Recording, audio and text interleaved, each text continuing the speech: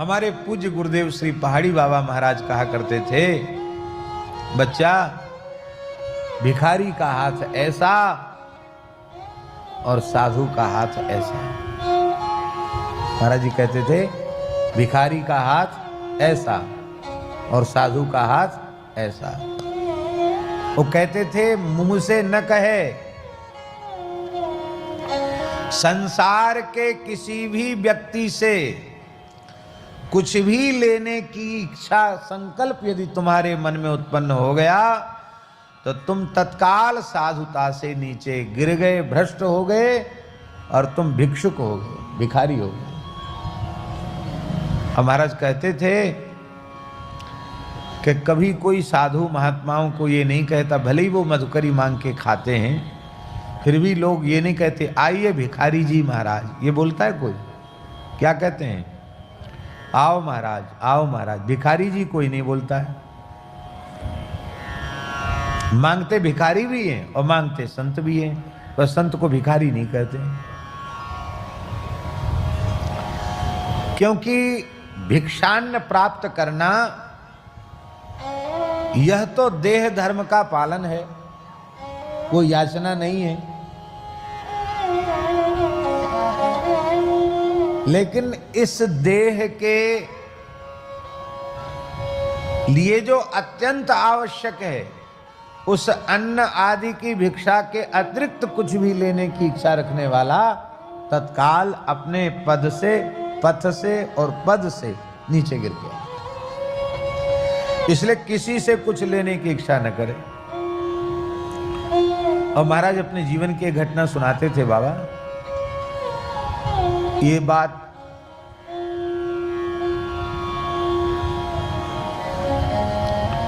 बहुत पुरानी है, मैंने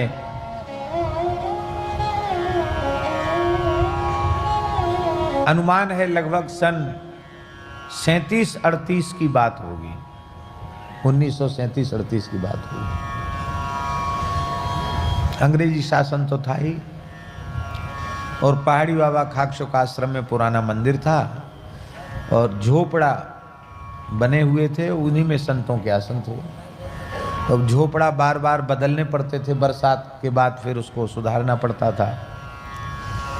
और कुठार पक्का था और ठाकुर जी का मंदिर बस, और बाकी सब कच्चा था। तो कुछ भगत लोग आते थे ग्वालियर के और बार बार कहते बाबा कछु सेवा बताओ। तो महाराज जी के मन में आया कि चलें, भक्त को कहें कि तुम बार बार सेवा के लिए कहते हो, तो हमारे स्थान में टीन सेट डलवा दें, तो संतों को सुविधा हो जाएगी। तो सवेरे ठाकुर जी के सेवा करके चले।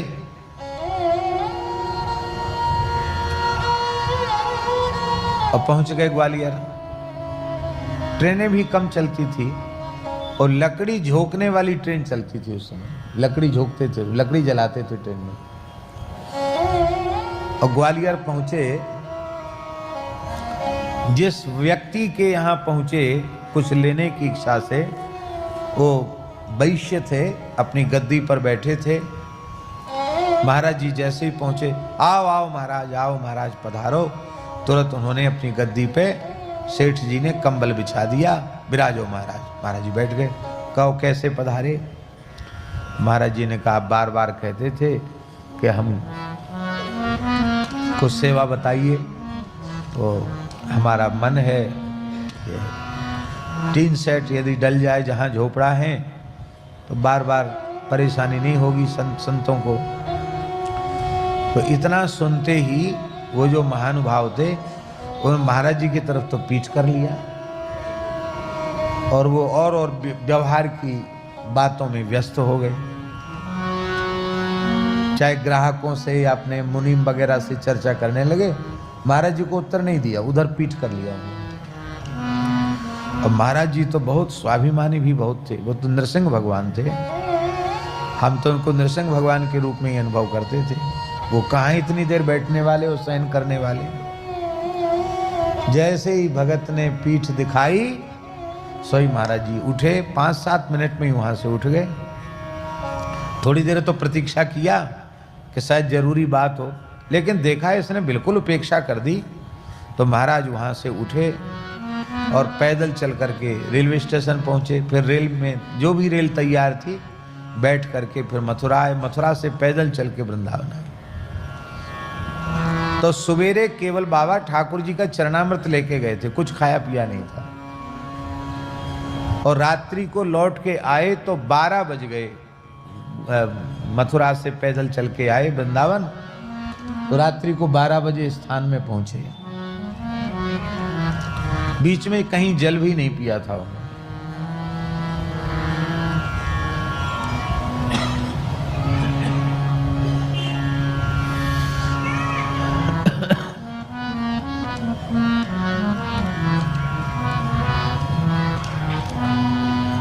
और आप विचार कर सकते हैं, महीना भी जेठ का था, तो ज्येष्ठ मास में कितनी गर्मी होती है। महाराज ने दिन भर पानी नहीं पिया और वहां लौट के आए। वहां से तो खूब तालू चिपक रहा था प्यास के मारे। तो कुआं से बाल्टी खींच, अभी भी कुआं है वहां खाक चौक में, कुआं से पानी खींच करके महाराज जी ने खूब स्नान किया पहले तो, और फिर जल पिया।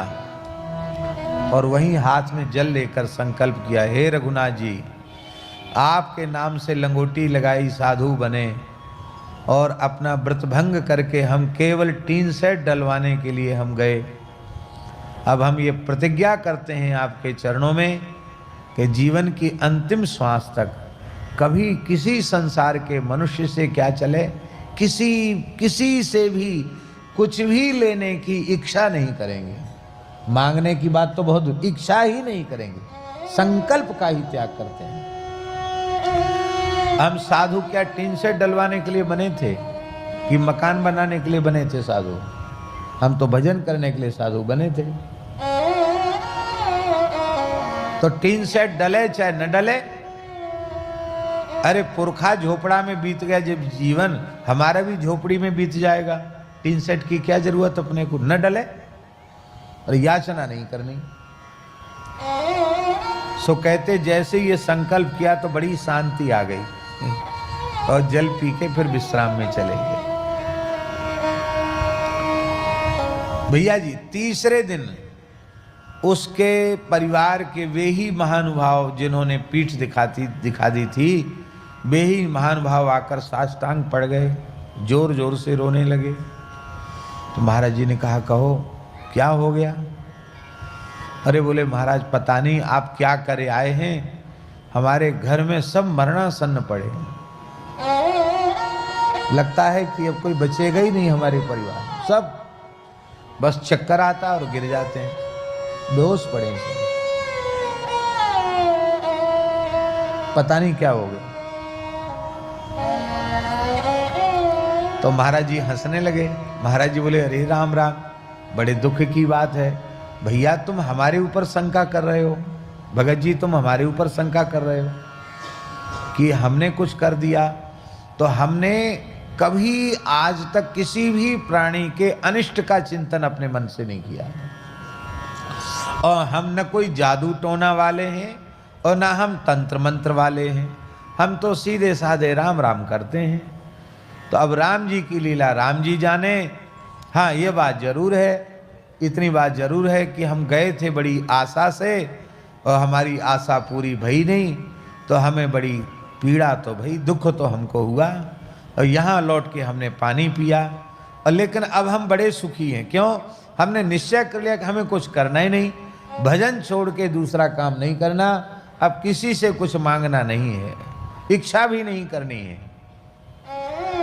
बोला महाराज वो बहुत बड़ा अपराध हो गया महाराज हमसे, क्या करें, हमारी बुद्धि मारी गई, आप कृपा करो, हमें 2 हाथ जगह बताओ,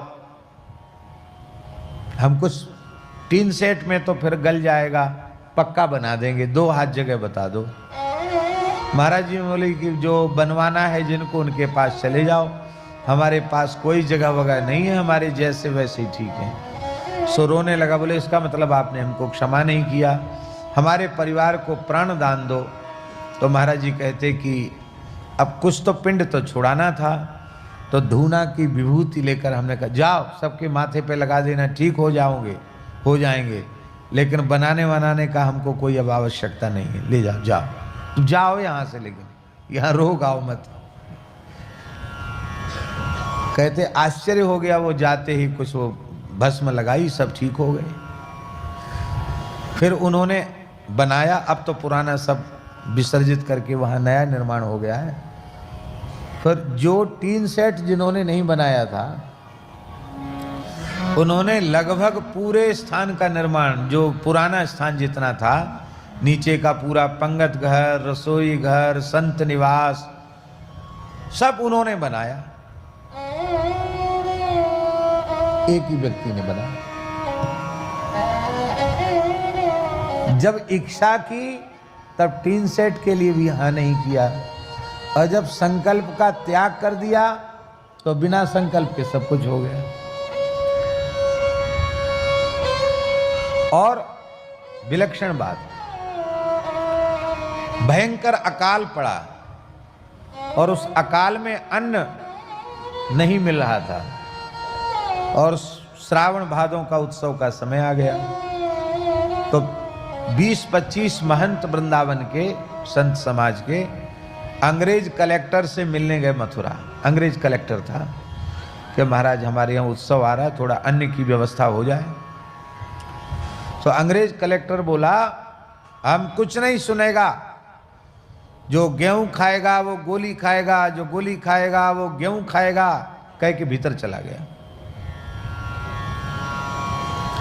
माने उसके कहने का मतलब था कि तुमको गेहूं खाना है साधुओं को तो गोली खाओ, माने फौज में भर्ती हो जाओ, युद्ध करो, लड़ाई लड़ो तो रोटी खाने को मिलेगी, नहीं तो नहीं मिलेगी। जो गेहूं खाएगा वो गोली खाएगा, जो गोली खाएगा वो गेहूं खाएगा। ये बात है सन 1942 की। महाराज जी ने कहा रे राम राम बताओ, हम 10-20 महंत गए और उसने ऐसे कह दिया, अधिकारी ने। लौट के आए तो सब तो अपने उनके ऊपर प्रभाव नहीं, महाराज जी के चित्त पर बड़े जल्दी प्रभाव पड़ जाता था। महाराज जी लौट के आए, बोले अरे राम राम, हम राम जी के सहारे राम जी का दरबार छोड़कर एक अंग्रेज के पास गए अन्न मांगने के लिए, है धिक्कार है तुमको। राम राम राम राम, लोगों के बहकावे में आ गए। अब अन्न का आज से त्याग कर देते हैं। 1942 में उन्होंने अन्न का त्याग कर दिया और 2003 तक अन्न का स्पर्श नहीं किया। मध्याह्न में 24 घंटे में एक बार 1.5 छटाक साग और शाम को 1.5 पाव दूध, यही उनका 1942 से लेकर और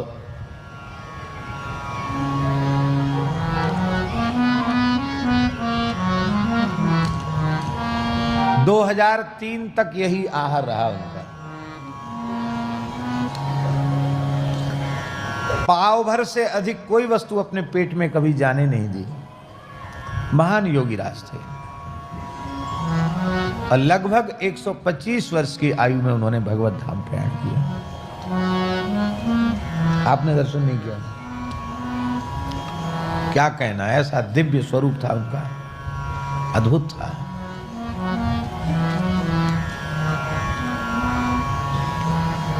और रसोई रोज बनाते थे ठाकुर जी के अपने हाथ से। रसोई 8 फुलका भगवान के लिए बनाना, साग बनाना, दाल, सब रसोई पूरी बनाते थे। ठाकुर जी का साग का प्रसाद थोड़ा सा लेते थे बस, अलग से कोई फलाहार नहीं, सब्जी प्रसाद, वही 1.5 छटाक साग, 1 छटाक हाथ में ले ली, फिर ठाकुर जी की कटोरी से फिर आधी छटाक ले ली, ऐसे पागे हो गया उनका फलाहार।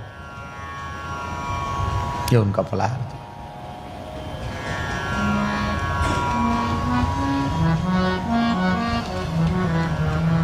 ठाकुर जी ने फिर एक बार परीक्षा ली। देखो, प्रतिज्ञा किया कि हमको किसी से कुछ नहीं लेना है, तो उसके बाद तो यह घटना घटी, तो अन्न भी छूट गया। बोले ठाकुर जी को तो भोग लगाएंगे, लेकिन अब अपने ऊपर अन्न का प्रतिबंध कर देते हैं। कर दिया। इसके बाद क्या हुआ कि एक बार ऐसी स्थिति आ गई कि ठाकुर जी को केवल चावल का भोग लगा, दही भात और कुछ जमुना जी के किनारे से भाजी उतार लाए थे, उस भाजी एक फूटी कौड़ी स्थान में नहीं, दही भात और भाजी ये ठाकुर जी को भोग लगा। और दूसरे दिन के लिए ठाकुर जी को क्या भोग लगेगा वो नहीं था। तो महाराज जी प्रतिज्ञा कर चुके, न एक मुट्ठी अन्न किसी से मांगेंगे और न 1 रुपए किसी से मांगेंगे। तो ठाकुर जी को भोग धरा के गए और जब भोग उसारने आए तो ठाकुर जी मन ही मन ठाकुर जी को जब श्रृंगार उतार रहे, बढ़ा रहे थे श्रृंगार, अभी भी खाक चौक के वही ठाकुर जी हैं, तो मुकुट क्रीट बढ़ा करके श्रृंगार, धनुष बाण बढ़ा दिया जाता ना, जैसे भोग लगाते हैं तो मुरली धनुष बाण सब अलग कर दिया जाता है, तब ठाकुर जी आरोगेंगे, आचमन कराया जाता, यही पद्धति है। तो भोग लगाते लगाते ठाकुर जी से कहा महाराज जी ने मन ही मन, देख लो सुन लो कान खोल के, हम हाथ तो पसारेंगे नहीं किसी के सामने, रही आपके राग भोग की बात तो स्थान में गैया है, दिन भर गैया चराएंगे, जमुना जी के पल्ली पार जाके जमुना किनारे गैया चराएंगे और खूब चकाचक दूध का भोग आपको लगाएंगे, दही का भोग लगाएंगे, मठा का भोग लगाएंगे, माखन का भोग लगाएंगे। और अब अन्न की तो राम राम, आपको अन्न का भोग लगाना हो तो अपनी जुगाड़ खुद करो, हम न किसी से कहने वाले हैं न किसी से मांगने वाले हैं। ऐसा मन ही मन ठाकुर जी से कह के गए। और जब भोग उसारने आए ठाकुर जी का, तो खाक चौक के ठाकुर जी की देहली पे 2 रुपया रखे। कितना रुपया? 2 रुपया। ये भी घटना 1942 की, 2 रुपया रखे। तो उन जमानों में सेठ साहूकार तो चुवन्नी चढ़ाते थे, और नहीं तो आम जनता तो धेला पाई चढ़ाती थी, धेला चलता था, पाई चलती थी। और कोई राजा आता था तो रुपया चढ़ाता था, 1 रुपया चढ़ाने वाले को राजा माना जाता था, महाराज जी सुनाते थे। तो महाराज जी ने एक संत रहते थे खाक चौक में, उनका नाम था श्री दामोदर दास जी, वो ठाकुर जी के दरवाजे पे बैठे थे। तो महाराज दामोदर दास, हाँ महाराज,